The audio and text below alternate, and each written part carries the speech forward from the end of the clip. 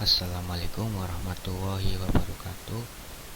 Perkenalkan, nama saya Rehan Reza Ramadan dengan NIM 2041096. Di sini saya akan membahas tentang pemrograman Python.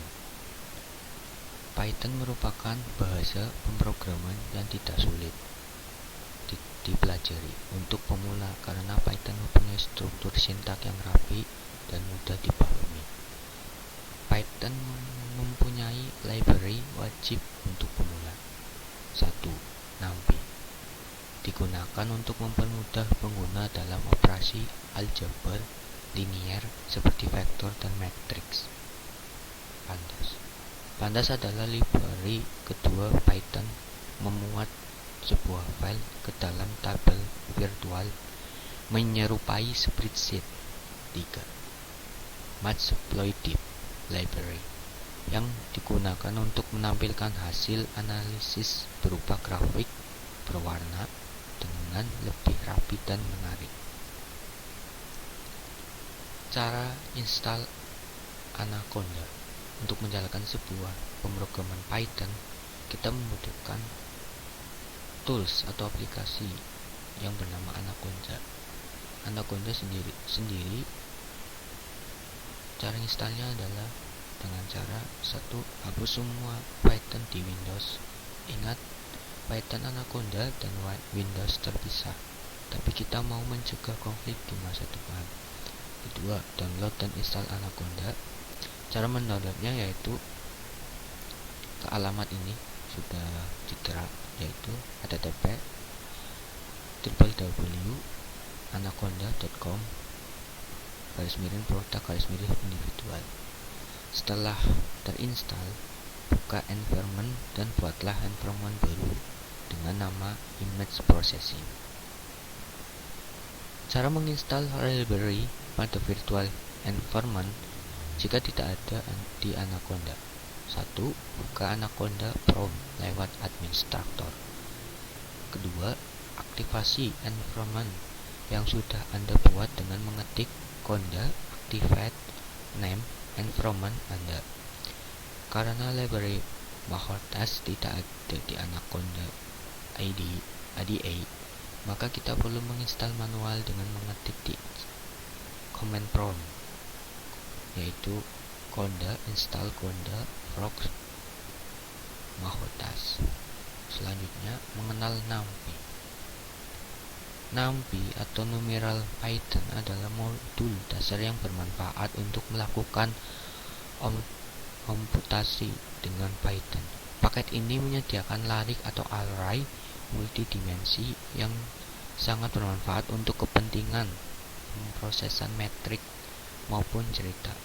Oleh karena itu, dasar mengenai paket ini perlu dibahas karena sering digunakan dalam pengolahan citra. Pengenalan larik. Larik adalah suatu wadah untuk memberikan sebuah nilai yang bertipe sama disimpan. Elemen dalam larik dapat diakses dengan menggunakan indeks berupa bilangan positif. Operasi matematika pada larik adalah operasi plus, min, dan kali. Dapat digunakan pada dua larik yang berukuran sama. Selanjutnya, dasar pembuatan gambar. Metode yang digunakan OpenCV untuk membuat gambar berupa garis, lingkaran, persegi panjang, dan elips. 1. Garis. Garis dibuat dengan cv2.line. Dasar menggunakannya seperti berikut: cv2.line, citra, 1.2 warna dan ketebalannya. Lingkaran dibuat menggunakan cv2.cycle. Dasar menggunakannya seperti berikut: cv2cycle, citra, 1, radius, warna, ketebalan. Kedua, persegi panjang.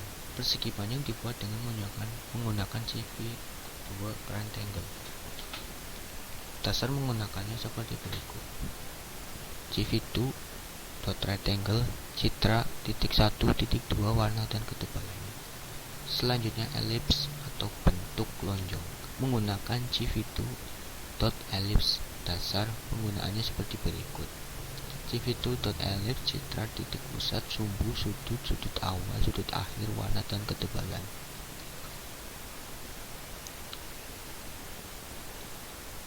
Selanjutnya, Polygon. Polygon dibuat dengan menggunakan gv2.polyline. Dasar penggunaannya seperti berikut. gv2.polyline, citra, larik, titik, tertutup, warna, dan ketebalan. Selanjutnya teks atau tulisan. Dituliskan ke citra dengan menggunakan text. Bentuk dasar pemakaiannya seperti berikut. gv2 tipe teks, citra, teks positif, font face, font scale, warna, dan ketebalan. Pemakaian gv2.filter. Bentuk pemakaian gv2.filter 2 dimensi, nilai balik sama dengan gv2.filter 2 dimensi. Citra, Jamit, dan kernel. Jamit bisa berupa 8, 16, 32, dan sebagainya. Jika jamit diisi dengan -1, maka jamit yang digunakan sama dengan jumlah bit pada argumen ke-1, argumen ke -1. Selanjutnya, filter lolos tinggi.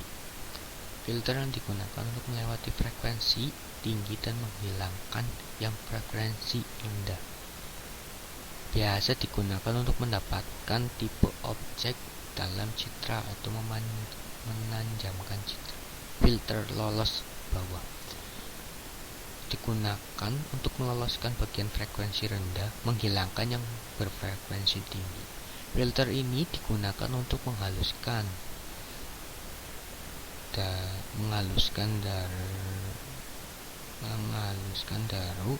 darah atau untuk kepentingan interpolasi tipe objek dalam citra. Filter Higgs. Filter ini digunakan untuk menanjamkan citra. Kernelnya mempunyai nilai yang tinggi pada tengahnya. Filter penonjolan. Kernel yang digunakan untuk memperoleh efek penonjolan. Ekualisasi histogram. Memperoleh histogram dengan intensitas terdistribusi secara seragam pada citra. Dapat digunakan untuk meningkatkan kontras atau kecerahannya, sehingga citra seperti mendapatkan pencahayaan yang merata. Berikut contoh-contohnya. Contoh 1 adalah garis, di mana di sini menggambarkan garis diagram. Diagram nilainya adalah 4, 8, 13, 17, dan 20, dan 5, 4, 6, 7, 9, 8, 7, 5, dan 45. Selanjutnya, contoh persegi panjang dan poligon. Contoh persegi panjang yaitu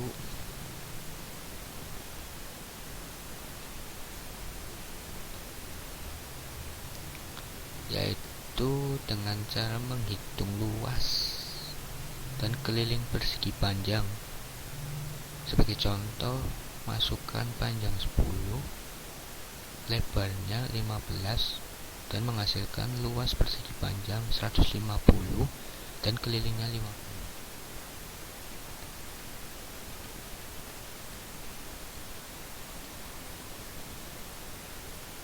Selanjutnya, contoh dari poligon.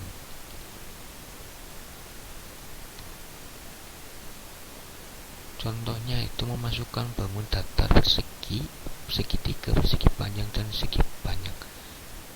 Contohnya skripnya seperti ini. Kita masukkan gambar poligonnya dan gitaran, dan hasilnya seperti ini. Dengan bangun persegi, segitiga, persegi panjang, dan segi panjang.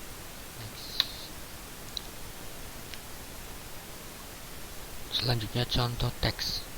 Di sini akan menampilkan sebuah teks. Contohnya yaitu print atau cetak halo. Nama saya Rehan dan umurnya 21 tahun. Cetak nama saya, nama, umur saya, umur, dan tahun. Inputnya yaitu halo, nama saya Rehan, umur saya 21 tahun. Selanjutnya pemakaian gv2 filter.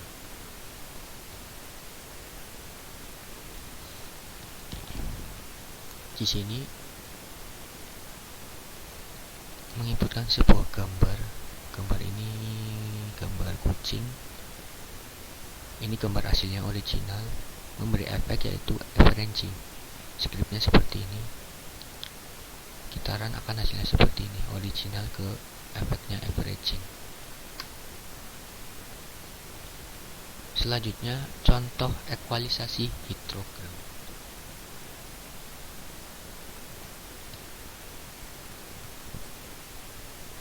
Yaitu menjadikan sebuah gambar menjadi histogram. Skripnya seperti ini. Hasilnya adalah seperti ini. Selanjutnya kita membahas Python operasi morfologi dalam pengolahan citra atau pembukaan. Morphology operation digunakan untuk mengekstrak komponen citra yang berguna dalam representasi dan deskripsi. Bentuk wilayah operasi morfologi adalah beberapa tugas dasar yang bergantung pada bentuk gambar. Ini biasanya dilakukan pada gambar biner. Dibutuhkan dua sumber data. Satu adalah gambar input, yang kedua adalah strukturin komponen. Operasi morfologi sendiri mengambil gambar input dan komponen penataan input elemen-elemen kemudian digabungkan menggunakan operator yang ditetapkan. Objek pada citra memasukkan proses tergantung pada atribut bentuk citranya yang dikodekan dalam komponen penataan. Pembukaan mirip dengan erosi, cenderung menghilangkan piksel latar depan yang cerah dari tipe wilayah piksel latar depan. Tampaknya dari operator tersebut adalah untuk melindungi wilayah latar depan yang memiliki kesamaan dengan komponen penataan. Dapat menampung komponen penataan secara keseluruhan sambil mengeluarkan setiap area piksel latar depan lainnya. Operasi pembukaan digunakan untuk menghilangkan noise atau semacam titik-titik pada gambar di dalam internal pada gambar. Pembukaan adalah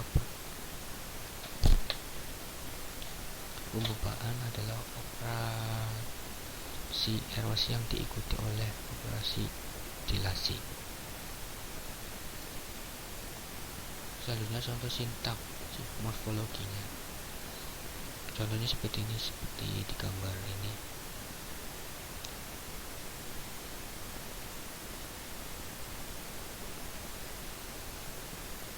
Selanjutnya queries transform di OpenCV-Python digunakan untuk menganalisis karakter frekuensi berbagai filter. Untuk gambar dua dimensi direct Fourier transform digunakan untuk mencari domain frekuensi. Sebuah algoritma cepat yang disebut fast atau VVD digunakan untuk perhitungan direct Fourier transform atau DVD. Fourier transform di nanti. Pertama, kita akan melihat bagaimana menemukan Fourier transform di nanti. Kami memiliki paket VVD untuk melakukan ini, yaitu nt.dvd.dvd2 menyediakan kita mengubah frekuensi yang akan menjadi array yang kompleks.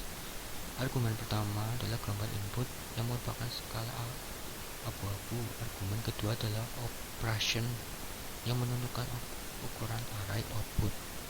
Jika lebih besar dari ukuran gambar input diisi dengan 0 sebelum perhitungan VVD. Kurang dari gambar input akan dipangkas. Tidak ada argumen yang dilewatkan, ukurannya larik output akan sama dengan input. Contoh script Fourier transform demand. Contohnya seperti ini. Next. Menambahkan noise coefficient pada citra menggunakan sketch image Python. Digunakan dengan menggunakan fungsi built-in sketch image yaitu random noise. Kamu dapat menambahkan berbagai jenis noise dengan hasil citra berupa floating point. Adalah hasil diperoleh dengan menjalankan kode Python. Hasil yang diperlihatkan menggunakan matplotlib yang mana citra awal atau original berada di sebelah kiri dan citra ditambahkan coincidence noise menggunakan sketch image berada di sebelah kanan. Sekian penjelasan dari saya tentang warna citra program Python. Selanjutnya nanti saya akan mempraktekkannya. Thank you.